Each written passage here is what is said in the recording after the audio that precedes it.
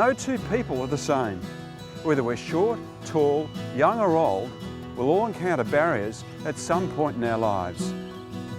You might tear a ligament playing sport, or find yourself on crutches, or your eyesight may diminish as the years go by. You'll be pushing a pram and can't get up the stairs, or travelling in a foreign country unable to read the signs. These are some of the barriers we could all face that change the way we interact with our surroundings. In the past, most of our public buildings and spaces have catered for some of the population most of the time. And you'll often hear us architects speak of form and function.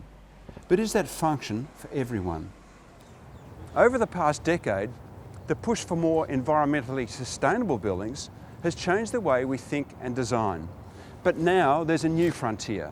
A frontier that will allow all of us to access our buildings, services and experiences all of the time. Design that's universal in its approach. Actually, it's universal design.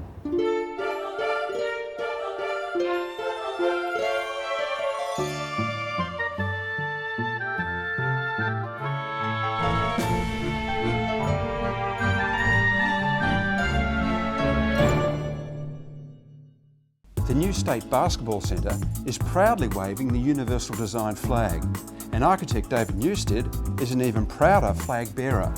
I'd describe it as a holistic approach to the human experience of a building. It's a conversation with all the parties, from the management groups to the stakeholders, patrons, spectators, the people who clean the building. You know, it's got to be on the radar and talked about at each phase, and it comes out of the conversation. It's not a complex thing. It's not about separating or trying to identify differently.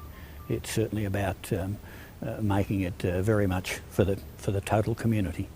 The principles that are applied as part of universal design, we will look to translate those into all future developments now. Because if we do that, then there's going to be a consistency, and eventually it will be accepted that the important things like the comfort of the customer are being addressed and catered for. Good design doesn't cost the earth. What does cost is when you go through a design process, have a set view in mind, and then have to actually come back and retrofit that at the very end. You get the design right from the beginning, get everyone thinking the same way. So important in terms of selecting your architect, selecting your landscape architect, that they are thinking about this stuff, that they are aware of the greater principles that need to be applied, and then working through that process. But this is now an iconic facility which the local community are proud of, and they've embraced. Across the city, Melbourne Park is a thought-provoking contrast of universal design. Stadiums designed in the 1980s sit next to the new National Tennis Centre, a shining beacon of universal design fundamentals. It is a beautiful and practical building, and already Brian Morris firmly believes a little extra thought during the design process can drastically improve the functionality of a public building. We have a broad spectrum of people, a broad range of ages and needs, and what's important is that they can find their way around, they can get to their seats, they can find the place intuitively on their own and without people going out of their way to make them feel at home. Melbourne and Olympic Parks has always been a world leader in venue design. We've got a unique opportunity here because we're going through a major redevelopment to install the latest thoughts around universal design and equity for all the people who come to our precinct. 30 years ago, this was a state-of-the-art facility that ticked all the boxes regarding accessibility. But have a look at the gradient of these stairs and the way the crowds are funneled into this narrow entrance. We really have come a long way. But every good cause needs great leaders, and I was happy to discover just how passionately our public officials feel about universal design. These are people who can really make change, and Jill Garner wants to be a game changer.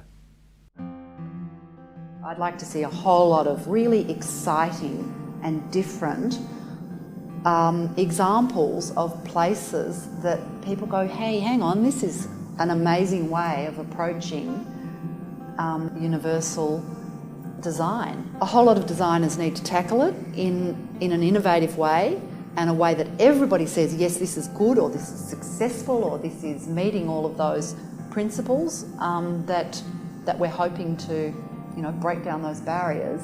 And once we've got a few good examples, I think then it broadens the field. Universal design is much more than just a new design trend. Rather, it's an approach to designing that can be applied to any design style or building type. It's a design process that starts with consideration of the user. Universal design can be undertaken by any designer, not just a specialist. It makes our buildings more inclusive and benefits us all.